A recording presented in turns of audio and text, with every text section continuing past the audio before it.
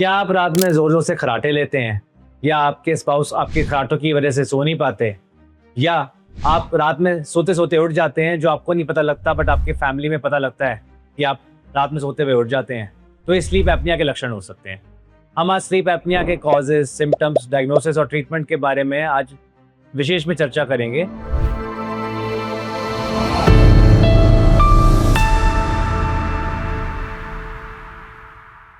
मैं हूं doctor Nitin Saluja, founder and physician at Siddha clinic Gurgaon.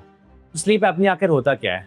Sleep apnoea एक ऐसा कंडीशन है जिसमें जो सोते वक्त आपकी जो सांस की नली है वो कुछ देर तक बंद हो जाती है, जिसकी वजह से आपको बार बार रात में उठना पड़ता है सबकॉन्शियसली, और सुबह उठ के आपको फ्रेश नहीं फील होता है। तो स्लीप एपनिया के आखिर कॉजेज और रिस्क फैक्टर्स क्या हैं और ये किन किन लोगों में ज़्यादा देखा जाता है?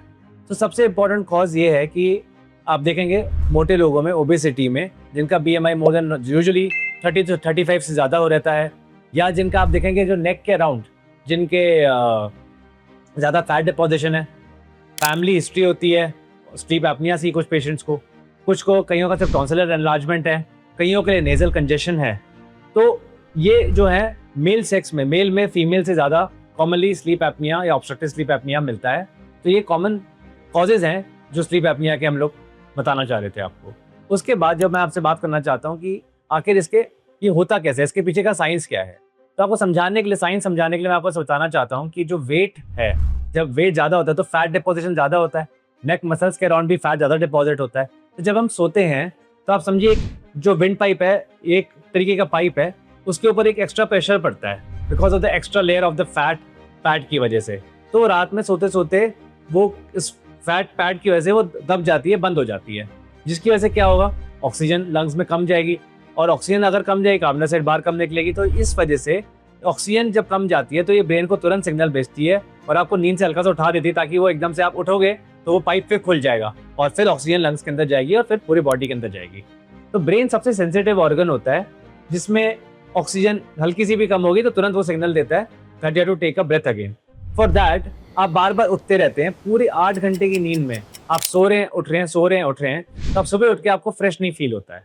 तो अब मैं आपको बताना चाहूंगा, अब मैंने कॉजेज बताए हैं, उसके बीच के साइंस बताई है, अब नेक्स्ट जो हम आपसे ज्यादा बताना चाहेंगे कि आखिर सिम्टम्स क्या होते हैं।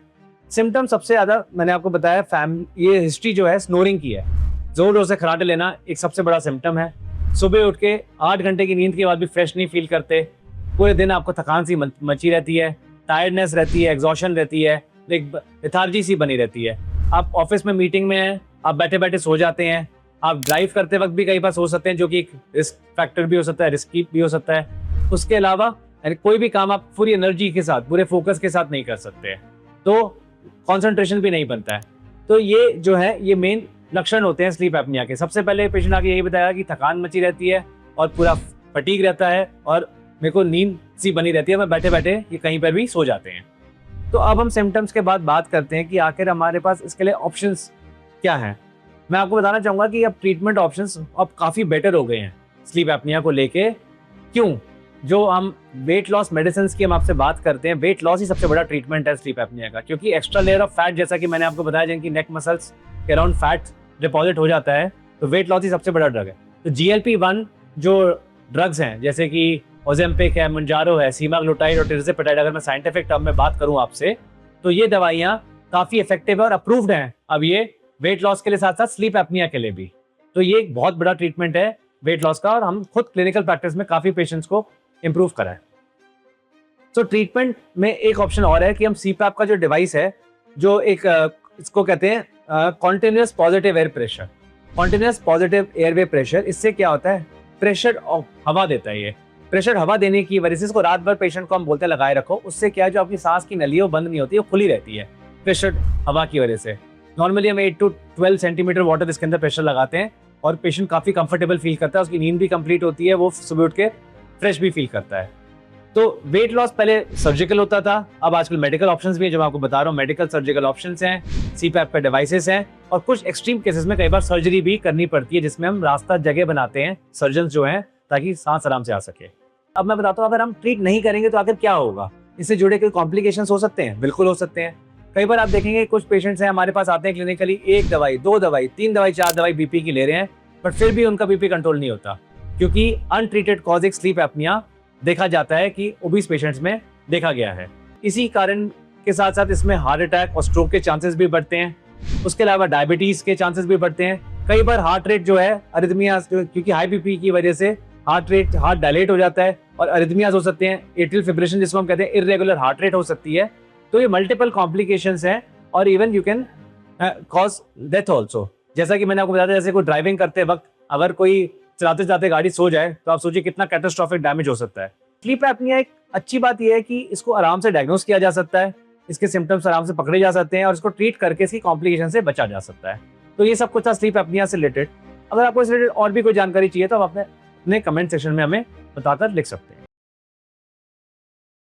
अब मैं बताना चाहूंगा कि ट्रीटमेंट से पहले मैं आपको एक और चीज बताना चाहता था कि इसका आखिर डायग्नोस्टिक हम कैसे करते हैं। डायग्नोसिस में इसका सिंपल तरीका होता है पॉलीसोम्नोग्राफी। स्लीप स्टडीज को बोला जाता है। स्लीप स्टडीज को मेडिकल टर्म में पॉलीसोम्नोग्राफी करा जाता है।